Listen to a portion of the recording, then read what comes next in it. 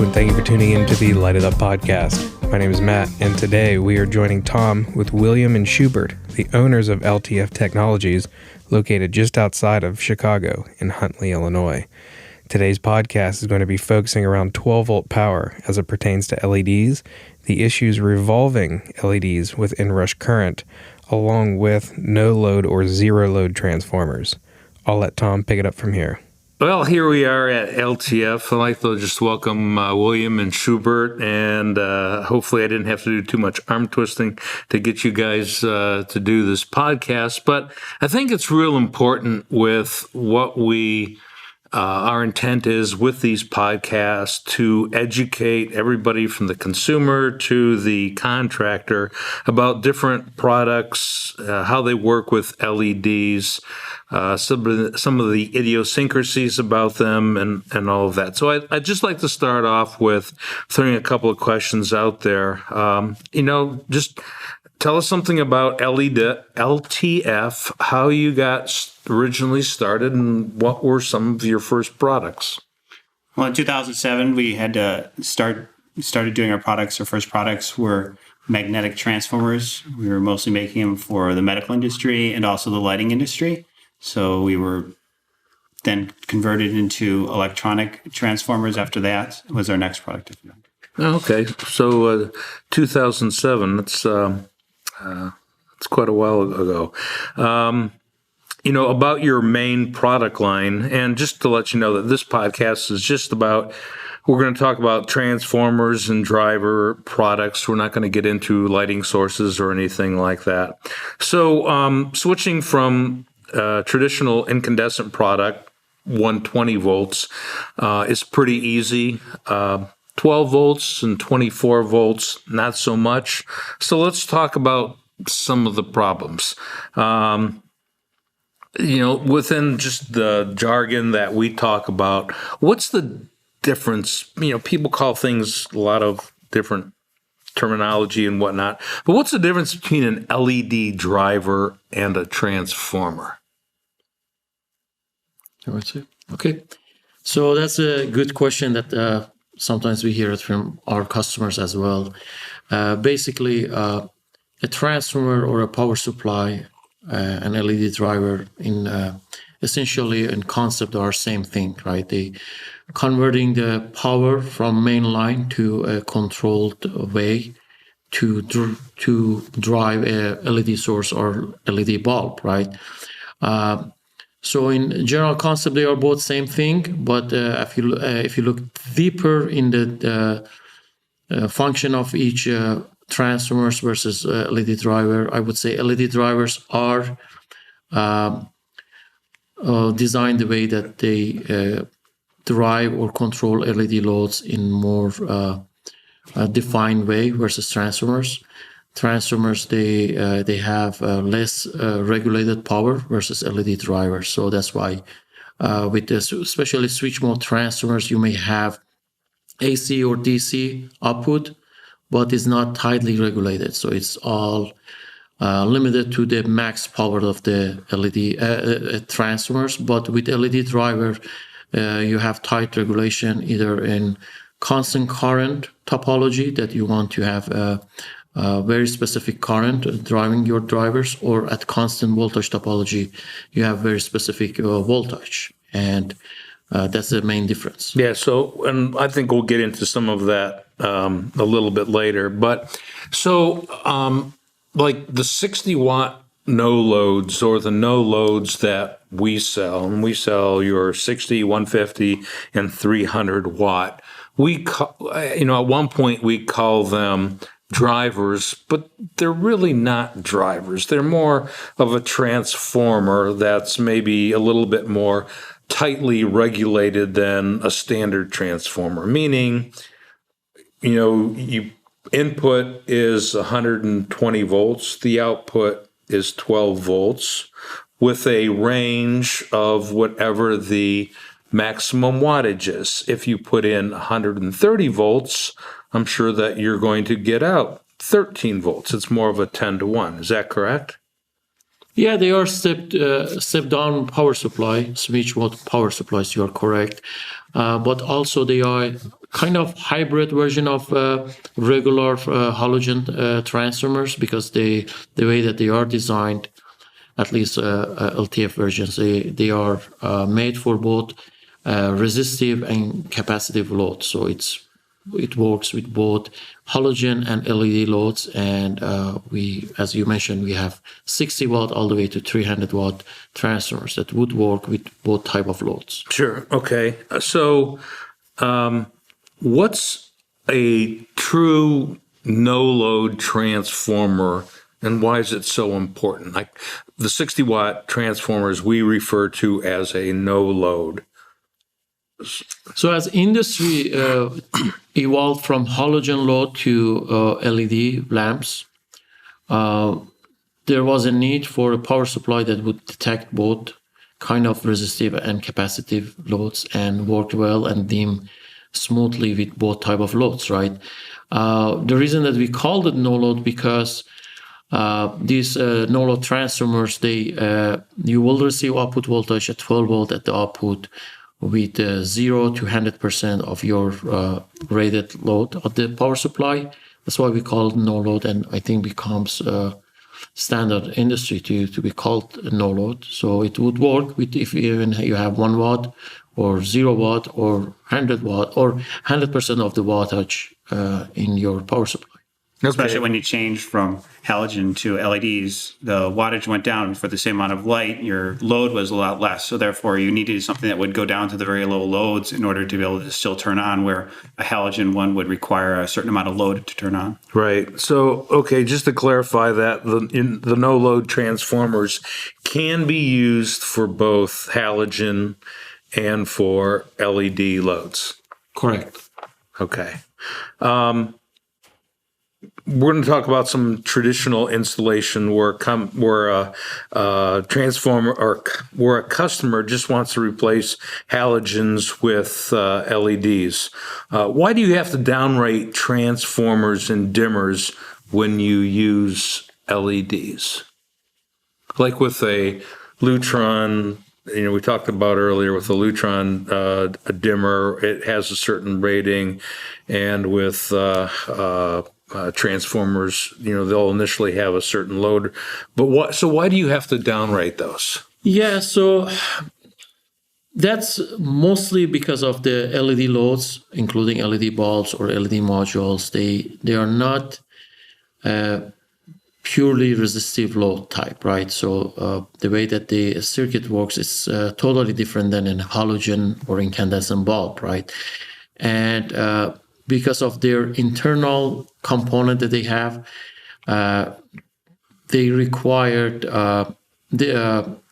some derating in main power supplies, because they would create some spikes in the mostly I call it inrush spikes or continuous current spikes on the transformer side, and therefore they needed to be derated. Otherwise, the main power supply or the dimmer switch will be overloaded and it either shut down or burns out. Right. Okay. Well, what causes traditional halogen transformers to flicker when a low LED load is applied? For instance, somebody has a pendant light, and they want to convert it from a pendant light to from a halogen to an LED, and real simple. But when you get into 12 volt, things aren't as simple, and they'll have a LET 75 watt up in the ceiling, and they'll pull out the halogen bulb and they'll put in our 5 or 6 watt or something like that, and then they'll flip the switch, and all of a sudden the bulb starts flickering, and people will give us a call and say, the bulb's flickering, there's something that's going on wrong with your bulb. Yeah, without deeply going technical, there's a couple causes. One is some of these switch mode power supply, it requires minimum load, right? So if the wattage of your LED bulb is less than minimum load requirement, the transformer will turns on and off rapidly. It's trying to start its function, but doesn't detect the proper amount of load, and it's shutting down. So that going on and off rapidly is basically the flicker that people are saying. They're saying that doesn't work, and some of other reason might be just the transformer is not built for capacitive load, and the internal circuit of the transformer is not designed to dim a LED load, and that's also might cause some flicker or behavior that is not ideal, basically. Right. So what I always tell people is that the halogen transformer has a maximum load and it also has a minimum load. That minimum load is never really specified on anything. And if they fall below that minimum load with an LED load, that they're going to get flicker. Is that correct? True. Also, it's not unique to transformers. Even some of the dimmer, they have minimum load requirement. And if you go below that amount, the dimmer does not function properly. Okay. Does a halogen transformer, or do you know what the halogen transformer's minimum load rating is, or is everybody's different? I can't say everyone is same. There is some variation, but I know the halogen transformers that we make, it's depending on wattage, of course. For the 60 watt is starting wattage would be load, minimum load would be 5 watt. So it's about 10%, slightly less than 10%. For the 300 watt is 50 watt. So it all depends of what power supply we are looking at and which circuit. It's the other brand should be similar to that. Yeah, and there's even been some that we tested and measured around where it's up as high as 50%. So, like you said, it's very hard to judge where that threshold is, and that's why we always tell people it's best not to use a halogen transformer with an LED bulb, especially when you're playing in the low wattage range, and just replace it, and then you're not going to have any problems down the road. Are the markings on a no-load transformer for halogen or LED loads? On the labels, we stated that it works with both halogen and LED loads, correct? So if you have 60 watt no-load transformer and you load it up to what the National Electric Code says is 80%, do you now have to downrate that for an LED load, like 50% because of inrush current? Correct, and unfortunately, that's not a very clear answer because every LED load, every LED bulb has a different circuit depending on who designed and manufactured that particular LED bulb, and every LED bulb has different kind of spikes, inrush spikes, which that will dictate how much we can derate it. As you said, with your bulbs, we could basically go to almost 80% or 75% of load, but there are some brands that you need to derate the whole thing in higher percentage. Right. And we try to take care of that with our inrush calculator that we have on our website and all that. And that obviously it's very conservative depending on whose other driver that they happen to be using and all of that. But, sometimes people will look at, our products and, they'll say, okay, you got a 60 watt no load transformer. How many of your 5 watt bulbs can you put on it? And we come back and say, well, you can put 5 on there. And it's like, wow, at 5, that's 25 watts. But it's, you got to just take into consideration, are you using a dimmer? Are you using, what's the inrush? What type of driver are you using? And all of that. So absolutely. And These all variables will dictate that what is the total amount load that you could put on that particular power supply. And how quickly would you be able to know if a load is, using certain LEDs on a certain driver would start to cause problems? How soon would you know? Would it be like after 15 minutes or 30 minutes? How long would you know? It depends. It depends on how much load you have connected to the power supply, how close you are to threshold, right? So it's not one answer. It's all depend of what design we are talking about and how much spikes do you receive. So you could see some flickering or system shutting down within a few minutes, or it may take a few hours. Right. So it has to do with the thermal fuse when it's heating up and how long it takes to heat it up, depending on what the type of load that you're using. Right. Okay. What's the longest run that you can do with an electronic AC transformer? So a lot of cases, there's a lot of manufacturers out there that make these flexible track systems, and they'll have heads that, can slide along that track system. And, they may go out, 6, 12 feet from both directions and have the transformer in the center. You know which type I'm talking about. What's the longest length on an AC load transformer do you think you can go out? So the voltage drop would be depends on several factors, right? It's the amount of current, your conductor gauge, the material that our conductor is made of, the output frequency of the transformers, and how you distributing the load along these conductors. So we have tested, for example, we had a custom application for one of our customers that they wanted to run a 60-watt transformers 100 feet away from the load.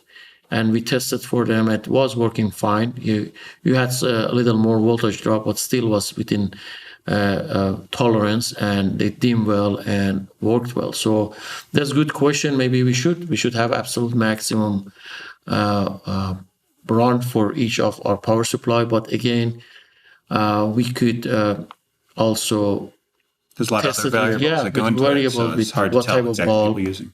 And we specifically, I'm thinking that you are referring to 60-watt transformers, correct? Because I think that's mostly what people are taking down off the ceiling. Mm-hmm. They're taking a halogen 60-watt transformer down. They're putting a 60-watt no load up for LEDs.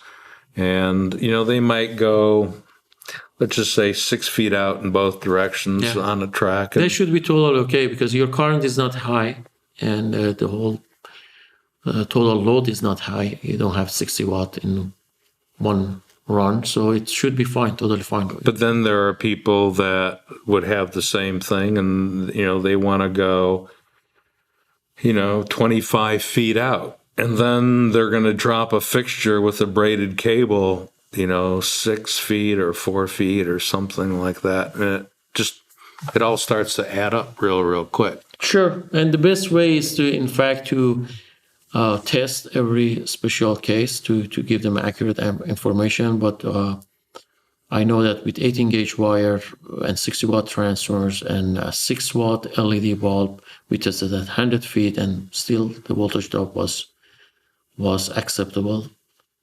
Well, then you get into the smaller diameter, like the braided wire. What is that equivalent to? 24 gauge? They are 18 gauge, most of them. They are 18 gauge? Oh, so it's not so bad. Yeah. Okay. So getting into the next subject here that we had quite a conversation about earlier today. A lot of people hear of it back and forth. What is inrush current? Yeah, we had a big fight this morning in engineering team, right? What is the good definition of inrush current? And everyone was passionate about it, and What, Bill? What do you think we decided to say? Well, I think we decided there was two types of inrush current. There's an immediate initial on inrush current, and then we also decided that there was a continuous inrush current based upon the circuit and what the circuit's doing, basically capacitance and inductance they're causing. So I think we decided there was two types. Correct. And what was the most dramatic of the two? The turning it on was the worst of the two, the highest inrush current. I think that's what we saw, yeah.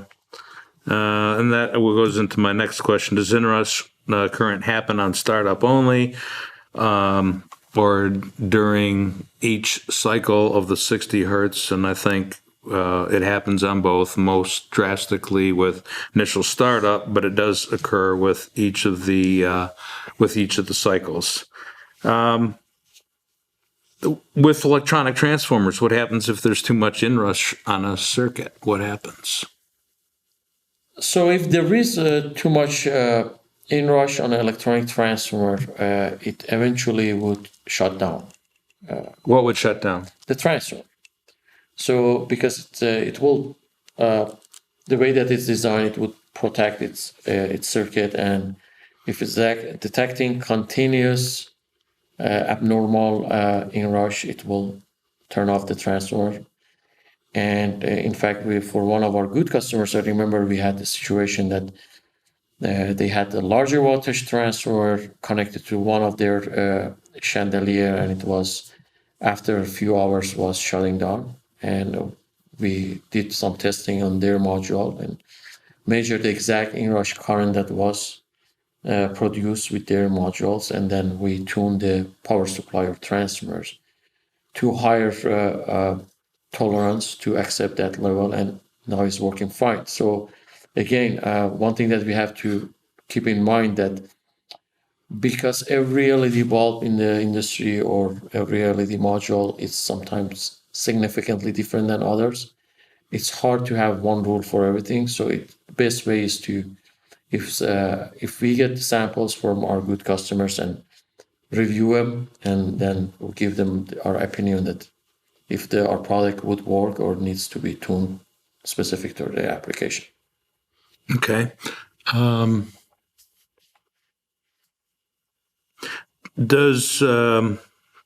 What about magnetic transformers? What happens if somebody, or can inrush cause a detrimental condition on a magnetic transformer?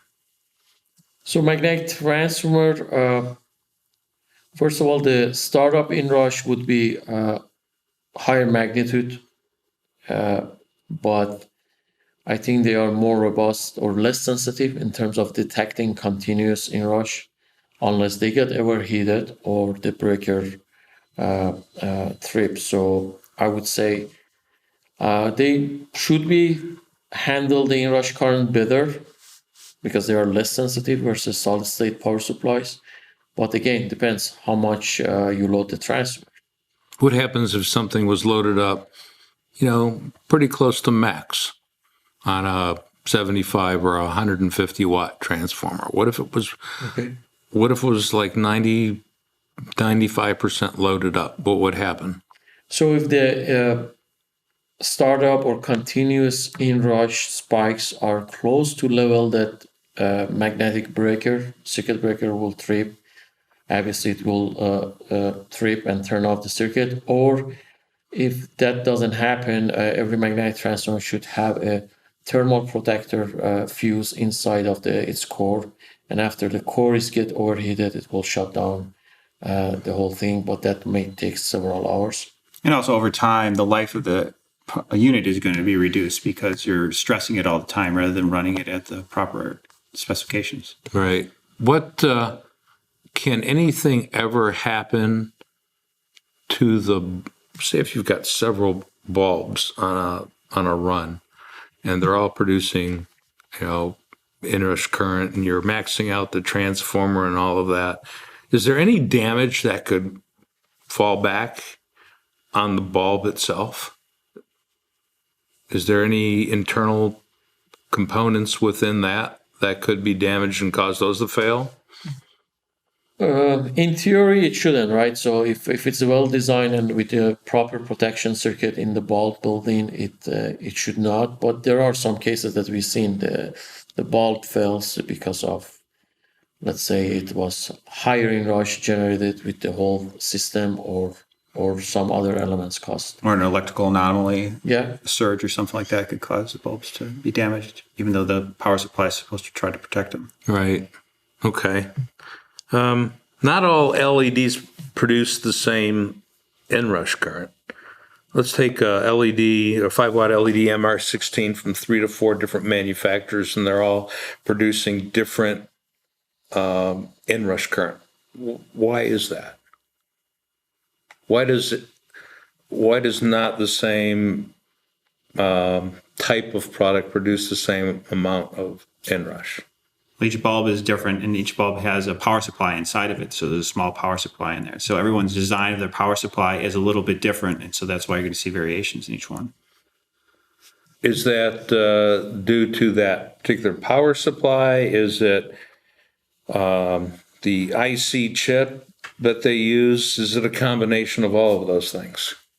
I say a combination of all those and components in the circuitry that they're using. Right. Okay. Why can't you read the voltage of the electronic transformers with a inexpensive digital multimeter? Sure, that's a good question.